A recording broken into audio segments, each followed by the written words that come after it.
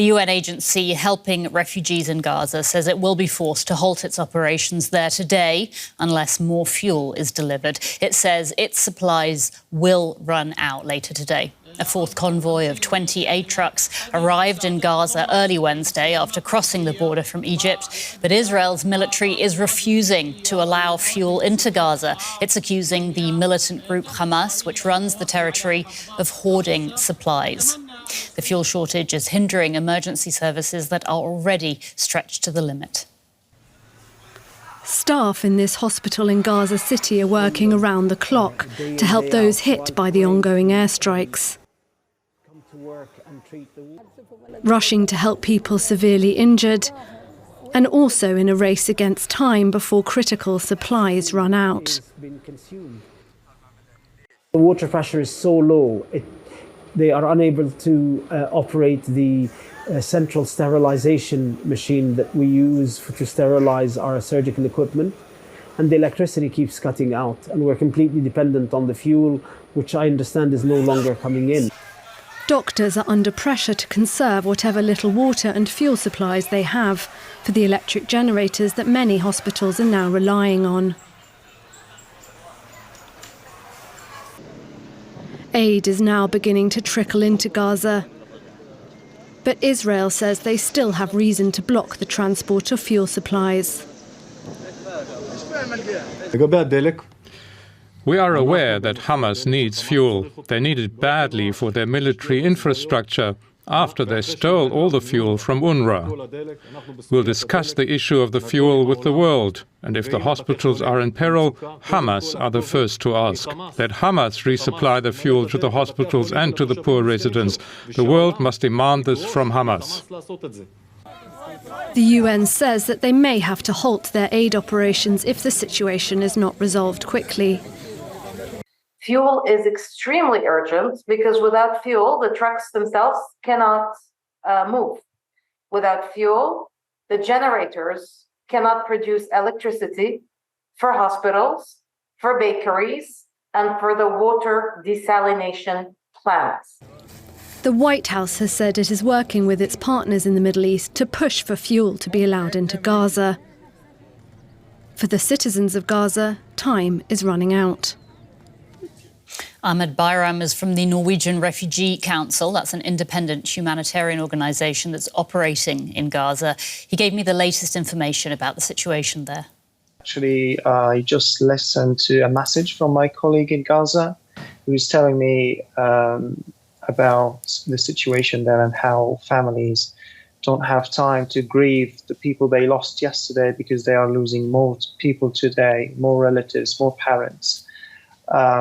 My colleague, probably that, he has a partial answer to your report on fuel, had to look for 1 litre of petrol for 4 hours before he could find some in his friend's car that he siphoned out to use for a water tank so that children can drink or wash. The situation, I gave you an update last night. It's got much worse since last night. 700 people have been killed, including 300 children. The mayhem has to stop. The carnage has to stop. And people are being collectively punished. An entire population here is suffering from an unprecedented humanitarian crisis. What can your organisation actually do to help the people in Gaza in the current circumstances? Very little. I mean, I know a lot is expected from aid agencies such as ours. The Norwegian Refugee Council is on the ground. We have 54 people on the ground. We have provided some cash assistance for people so they can go to the supermarket and get whatever they can get. But we can't do much more without the the crossing opening sustainably, sufficiently. I mean, we're having a handful of trucks, a dozen or 2 dozen of trucks every day. This is nowhere near enough for aid agencies to operate. UN is saying that they might shut down their operations because they're running out of fuel. Aid workers are still getting killed.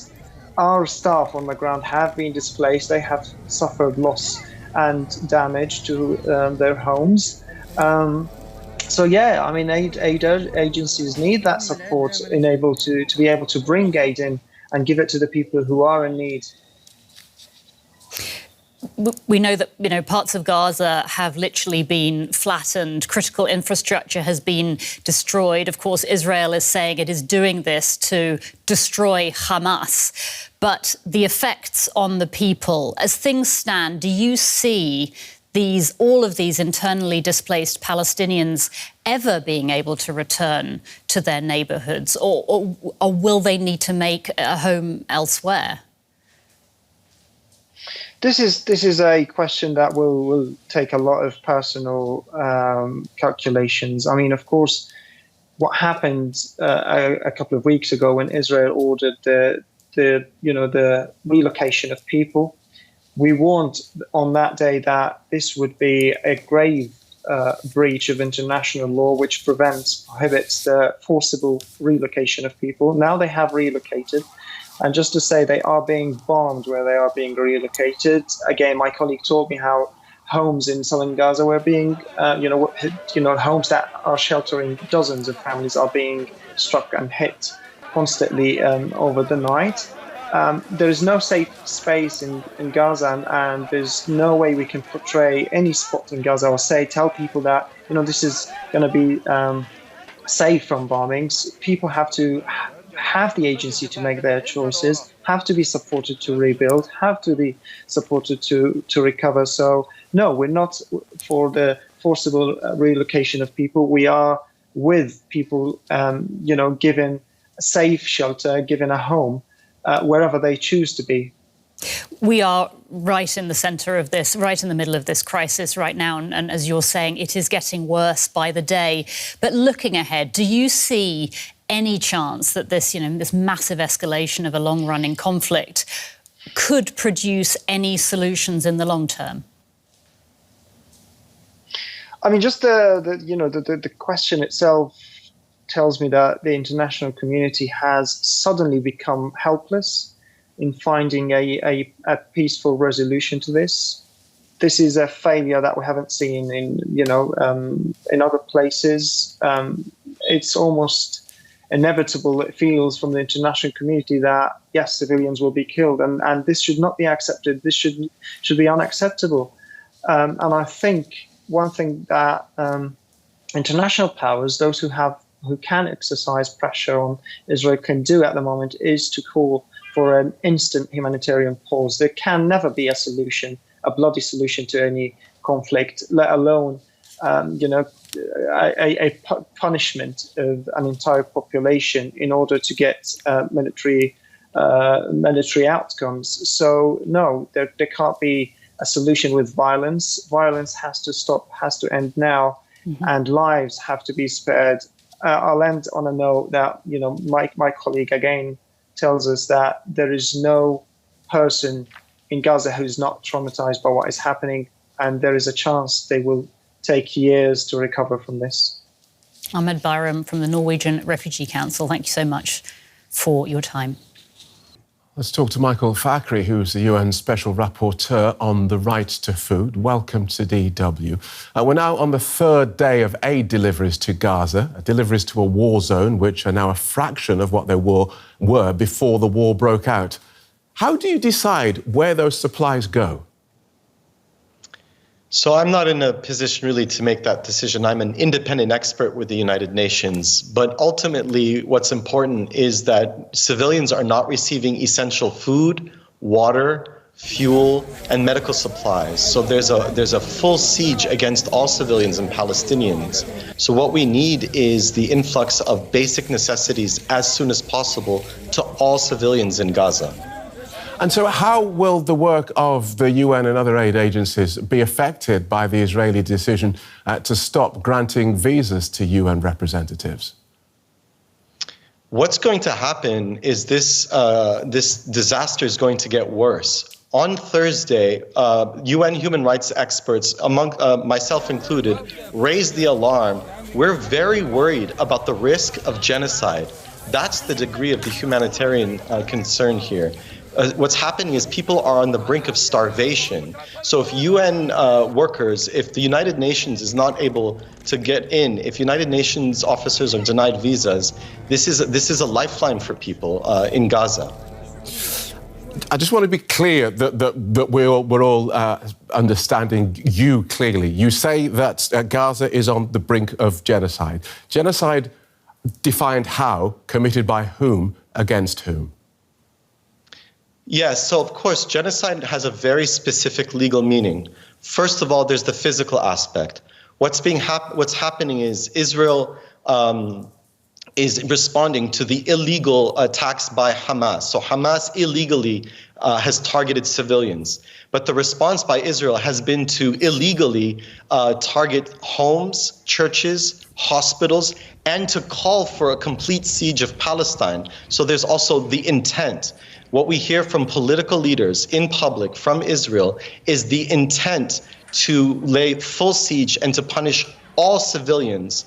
And there's also been from the Minister of Defense from Israel describing Palestinians as human animals. So there's degrading language. So there's both evidence of escalating physical damage and mass killing of civilians and the blocking of the basic necessities of life, of using starvation and food as a weapon of war. What makes it specifically the issue of genocide, and we're worried that Israel is at the risk of causing genocide against the Palestinians in Gaza, is also the intent, the language that's coming out of Israel, and I should add, from its allies. So third parties have an obligation to prevent genocide as well. We've raised the alarm. We've raised the alarm at the General Assembly and the Human Rights Council. So you said that you've accused Israel of illegally targeting homes, churches and hospitals. They would say that they are targeting Hamas, who are using civilians as human shields.